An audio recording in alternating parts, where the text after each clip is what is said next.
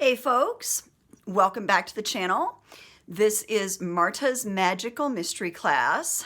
I'm Marta Ferguson, and this is our fourth editing session.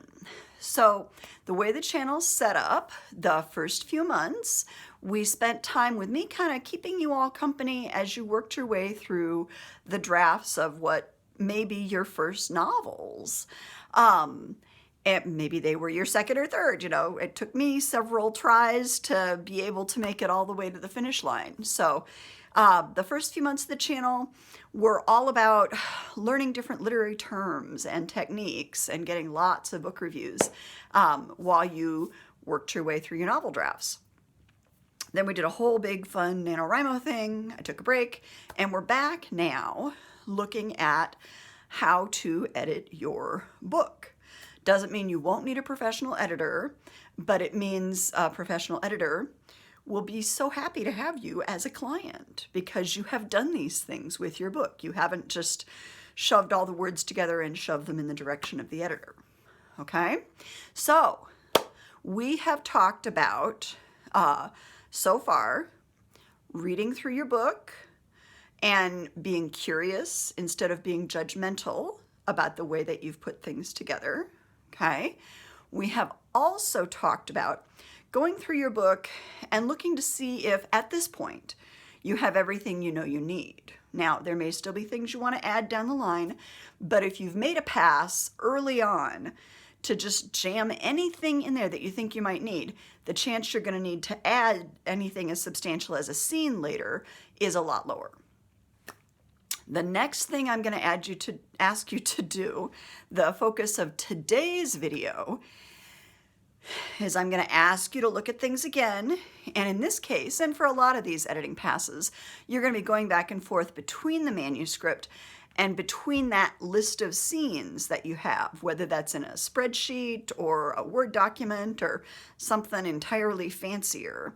I'm hoping somewhere you have a list of all the chapters and then the scenes within the chapters that make up your book so that you've got a quick reference guide. You're going to need that for this part because what I want you to do over the next couple of weeks is, now that you think you've got pretty much everything you need, I want you to look at whether or not you think it's in order. Okay? You've added some things. You may already, in the drafting process, have moved things around or taken things out. That will come yet too.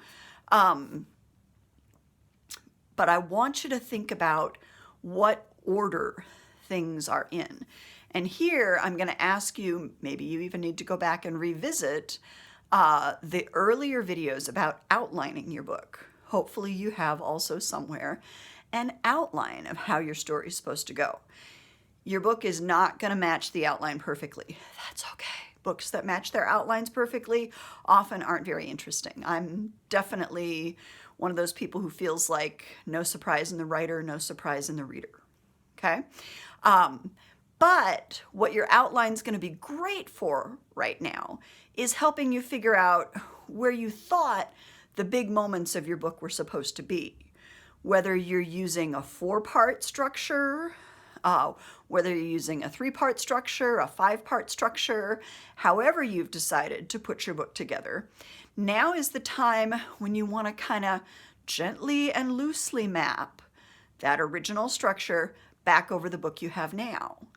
You want to figure out, is the biggest part of the action kind of, does something big happen at a quarter or a third of the way in?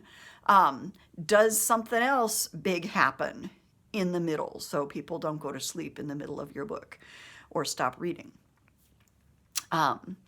From about 3/4 or about 80% of the way at the end of your book, do things just go? That last bit of your book, whether you're talking about 33%, 25%, 20%, that last chunk of your book needs to be the most compelling. And so you want to check and see, does that all match up? Okay, That's kind of the first bit of, is everything in the right order? Does all that sort of match up and map out to being at about the right places? Other things you want to start looking at. This is the Mystery Channel. You're supposed to be kind of dropping clues in. You're supposed to be kind of bringing your readers along a little bit. Take a look. Are those clues where they need to be? Have you gone back and seeded in some of those things? Maybe that was something you did just during this last pass when you were looking for, did you have everything you need? If you forgot that you needed clues, now's the time, okay? Go back, salt in some of that foreshadowing, okay? And it'll look brilliant later. Like, wow, you've really set that up. Yeah, pro tip, most of us don't set that up on the first draft. Most of us set that kind of thing up in this part of the edit. So go back, figure out who needs what information at which point to really make your mystery fun to solve, okay? Other things, you want to make sure that there's a logical flow of the events of the novel. Like if you've got characters talking about something that has happened that hasn't actually happened yet in the book, you've got to fix those kinds of things. And that's easy to do, especially if your drafting process was interrupted. One of the other great things to do, and this was another early on suggestion with the outline, a timeline of your book. If you haven't already made a timeline, this is the point to make a timeline of your story. And then you can kind of pin what happens in the timeline. If you've got flashbacks, your timeline just is going to extend backwards so that we see those flashbacks here happening before most of the events of the story, and point up what scene and chapter those are in. Okay, and you can do that. You can make a little timeline with scenes and chapters. It's again the great thing about having your outline to pull back up. It's going to be awesome. Okay, so spend the next 2 weeks. You think you've got about everything you need.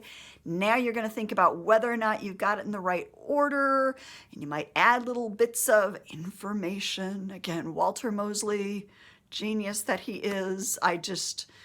The more I work, the more I think his comments on plot as the structure of revelation, especially for a mystery, and he's a career mystery writer.